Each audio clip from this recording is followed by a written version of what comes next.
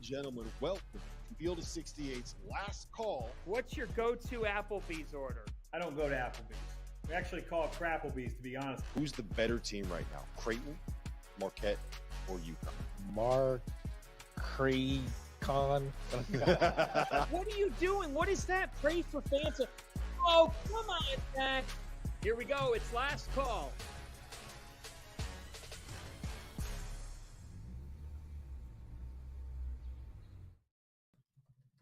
Welcome to Last Call here on the Stadium app, on the Stadium YouTube channel. My name is Rob Dosser. I have Tyler Hansborough with me. I have Terrence Oglesby with me. And this is Last Call. We are the Field of 68.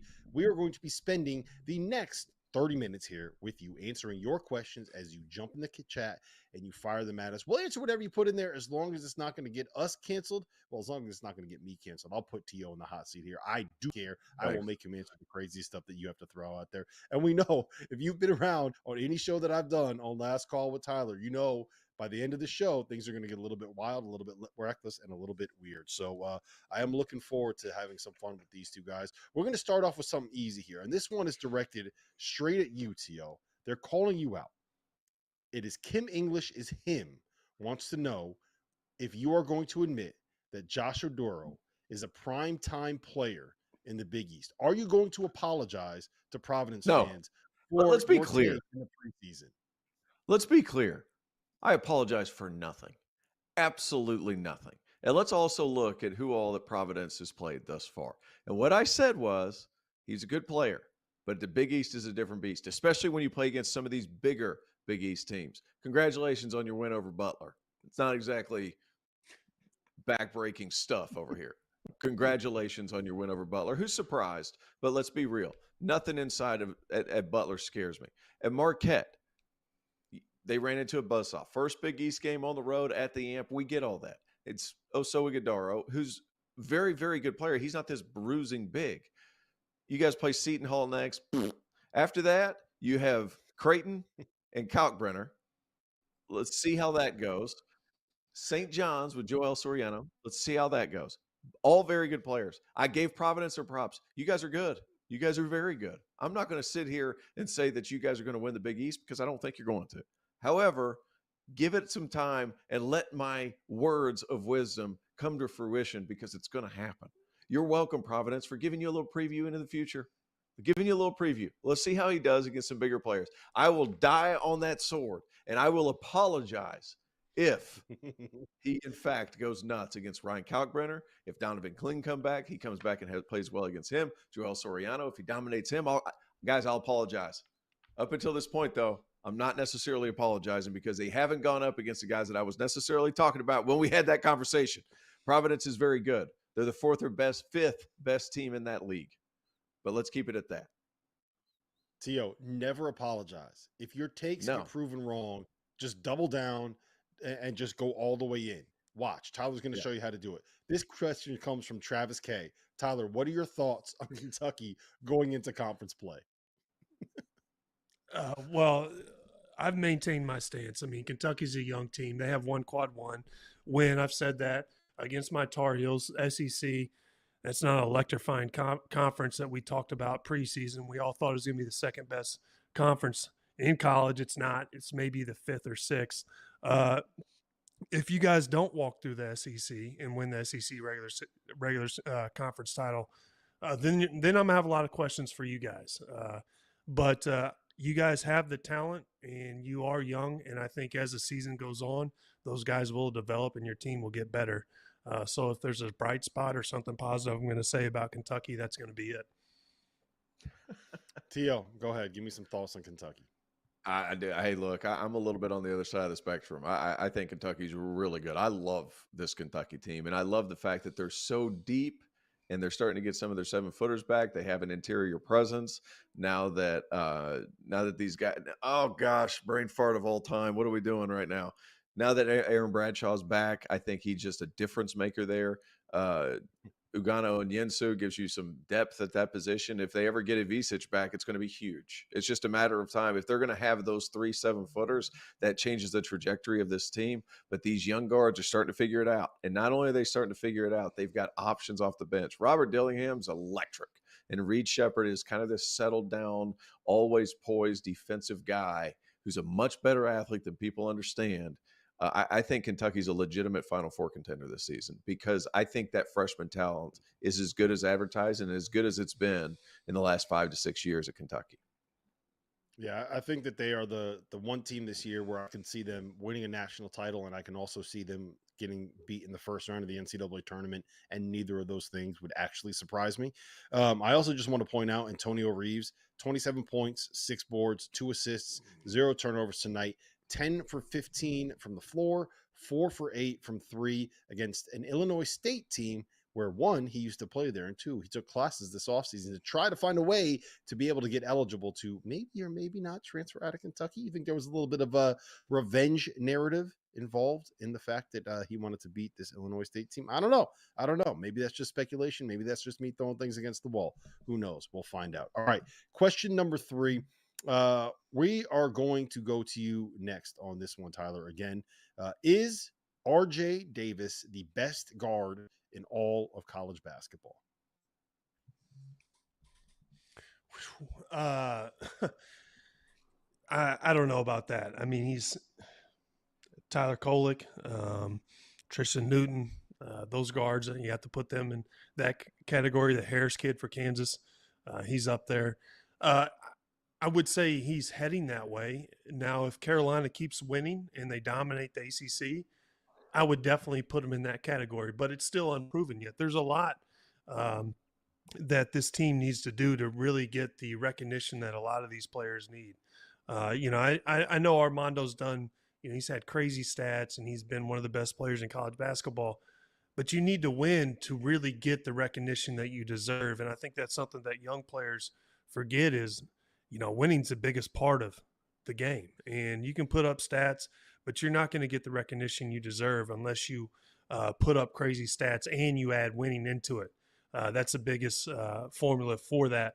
But it's to be determined. I think he could if they dominate the ACC and they come out as regular season, ACC champs. That's for sure. That's a possibility. What defines the best? First team. Yeah, go ahead.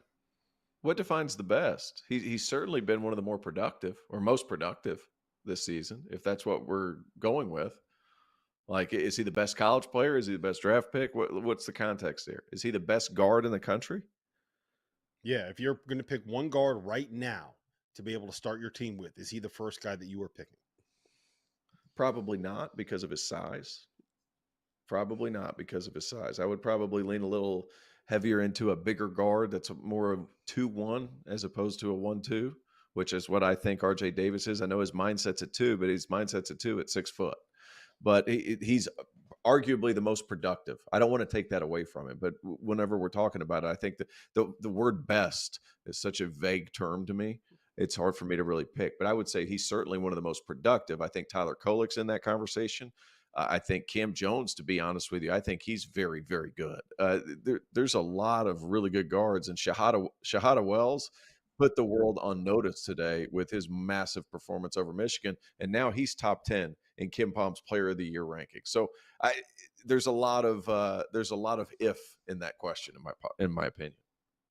Yeah, in the last 8 games, RJ Davis is averaging like 25 points per game in North Carolina. And that's all come against, except for tonight's game against Charleston Southern, that's all come against high major opponents. So he probably wouldn't be the first guy that I would pick, but I'm not going to sit here and tell you anything other than RJ Davis has been. System helps him too. Like, could he be that effective in Bill Self's system? Like, well, the other thing is Elliot Cadeau being out there. Like, he now has a guy where he can go out there and he can just go get buckets, and he doesn't have to worry about anything else other than going and getting buckets. And I think part of the problem last year was when you had Caleb Love out there with him, he kind of had to be a point guard, and that's not really what he does. Right. No, I agree. It changed things with Cadeau on the floor, but he's still small, and there's a lot of really good players out there that are bigger, a little bit more well-rounded, what they could do. Yeah, well, RJ Davis has been awesome. I don't think anyone's going to. He's been great. I'm not taking anything away from him. He's been great.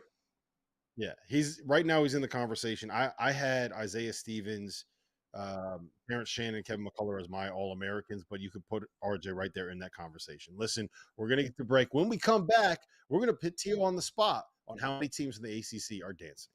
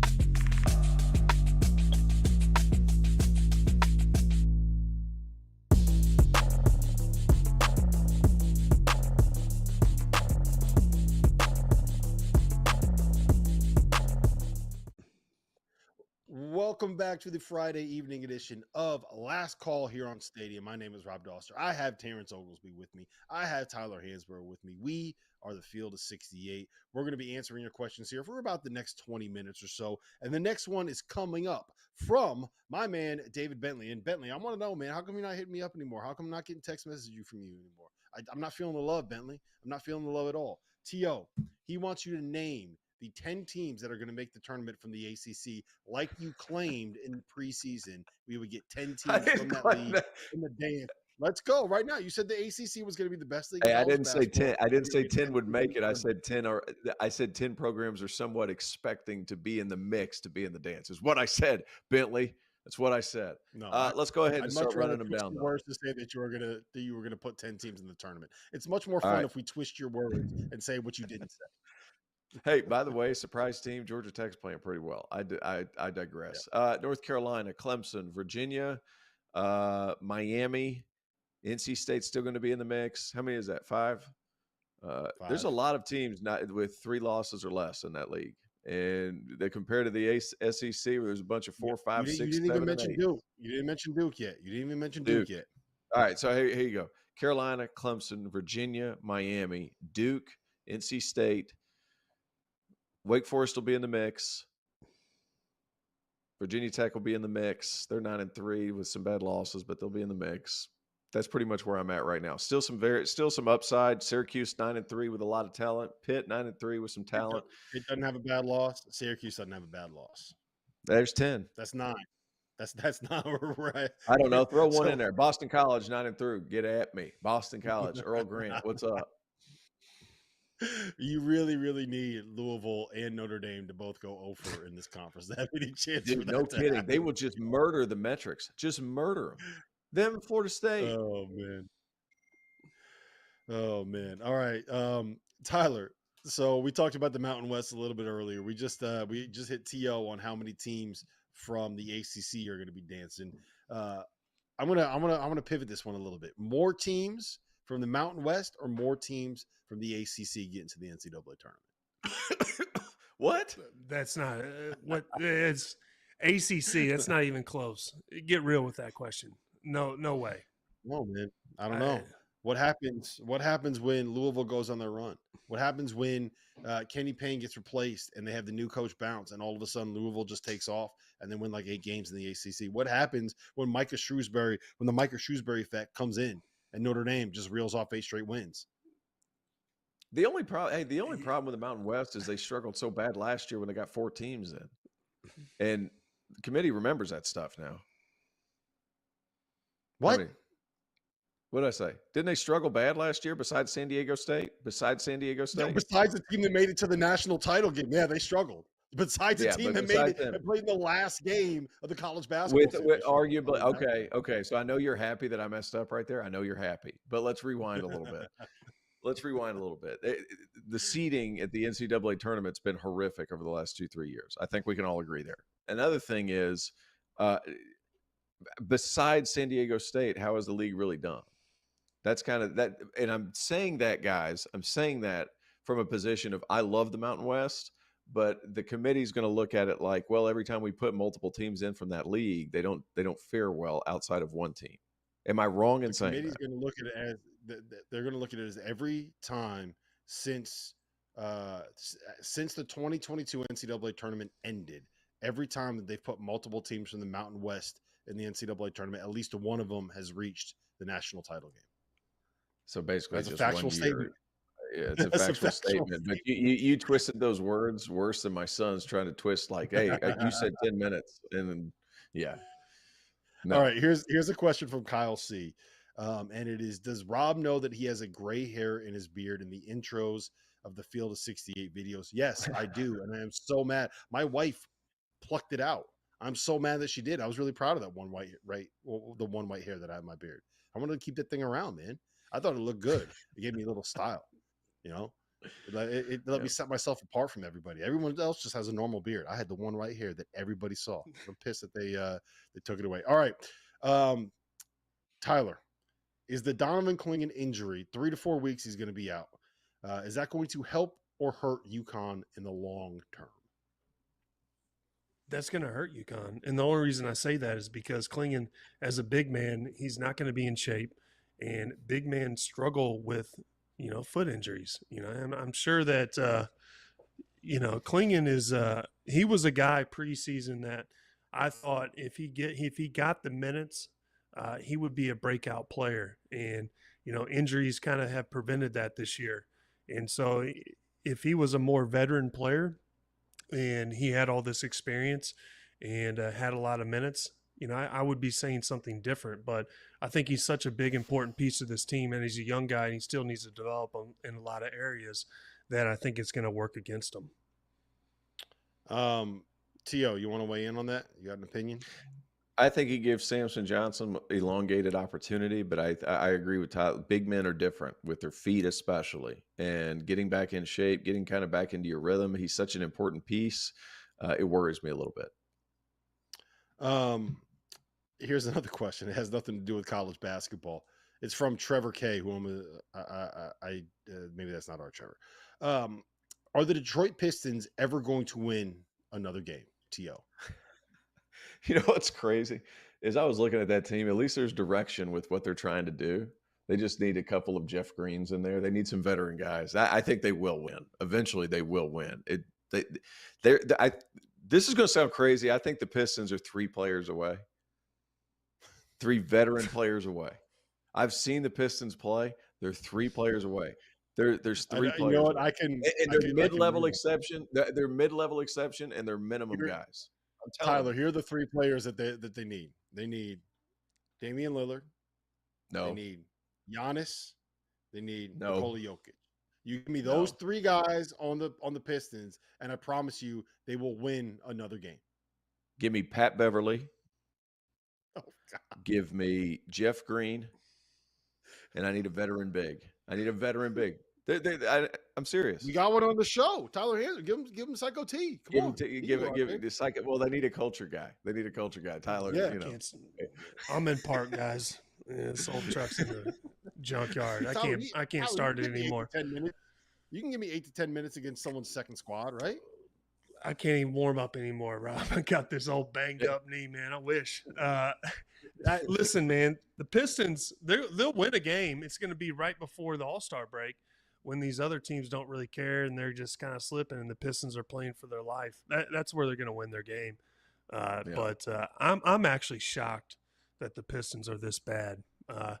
And the problem is they have, high expectations for some of these young draft picks, especially Cade Cunningham. I mean, for Tyler, where he was picked. How much is everybody playing them, looking at it right now and say, we cannot be the team that loses this. We cannot be that team. Absolutely. I think every team is playing harder because they don't want to be the team to lose to the Pistons. I saw it when I was in the NBA. It was Charlotte. Charlotte went on that historic losing streak, and you didn't want to be that team that ended up on SportsCenter that lost to Charlotte. Yeah, no one wants that. Listen, we're going to be here for the next about 8 to 9 minutes or so. I'm looking at the questions that we have. You guys are not going to want to miss what we have coming up in the next 10 minutes. It's going to get weird.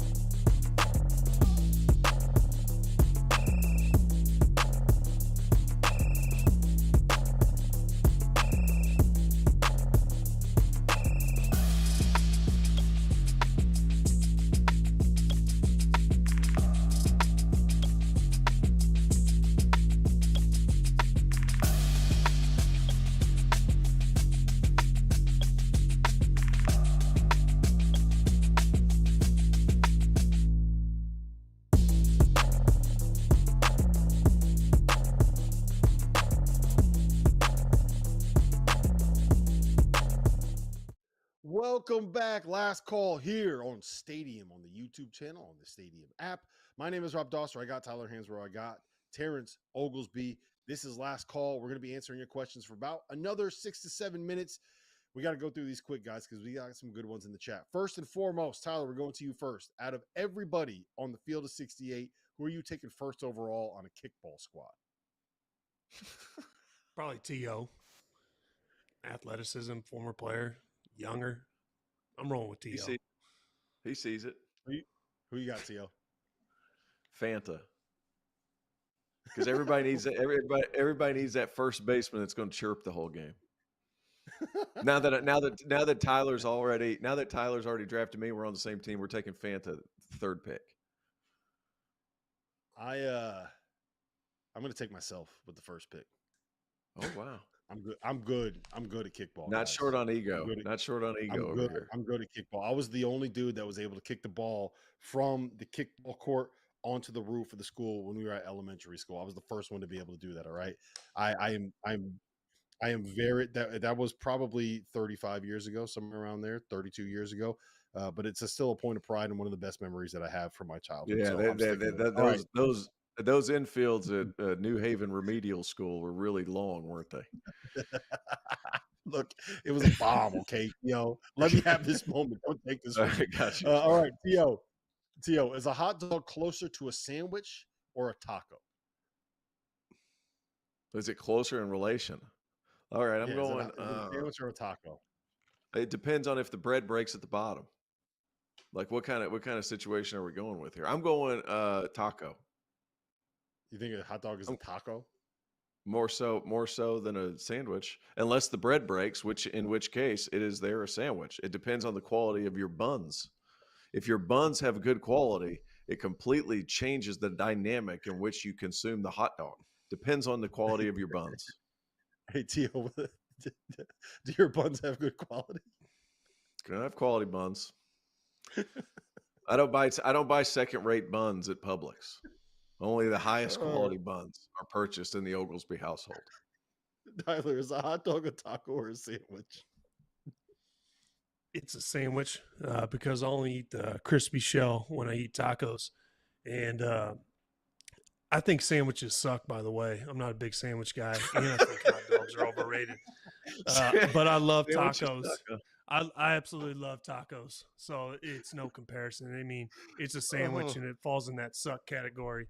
But tacos all day. I love great tacos.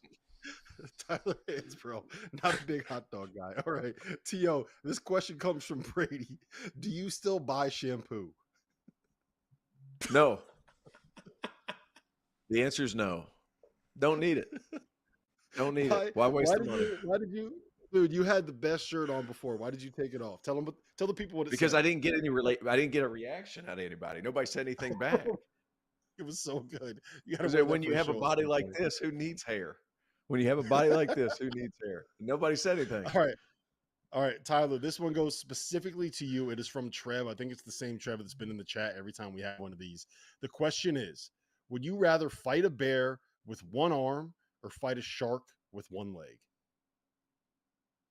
Sharks don't have legs. I would go with.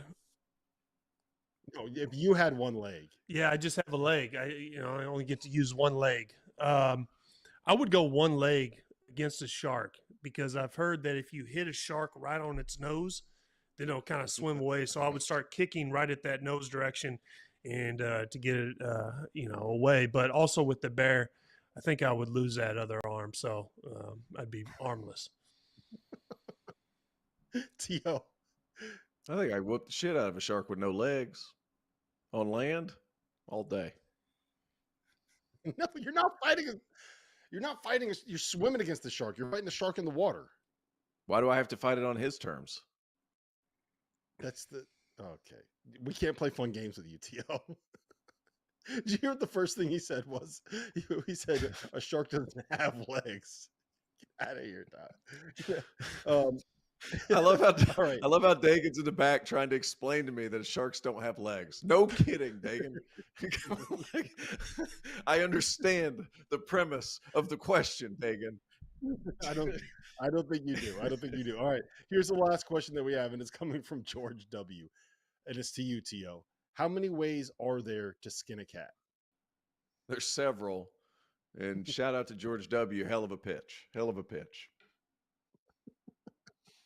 Listen, oh man, I love when these last calls always devolve into animal questions and into the weird questions. We've had plenty of arguments here on whether or not Tyler can fight a bear, and the one thing that I look forward to for the rest of the season is continuing to being able to ask Tyler Hansbrough questions about the kind of wildlife that he would fight.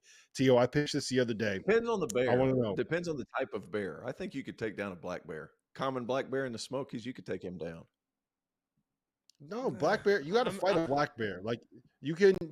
When it's a grizzly, you could play dead, but you got to fight a black bear. Dude, you grizzly, you just might as well wave a right flag and just go ahead and start praying. You're done. Yeah. Common black bear in the Smokies, I think he can take it down. T.O. is the expert. I'm not messing with any bear. Listen, this has been Last Call on the Field of 68 on station. We'll see you guys tomorrow night.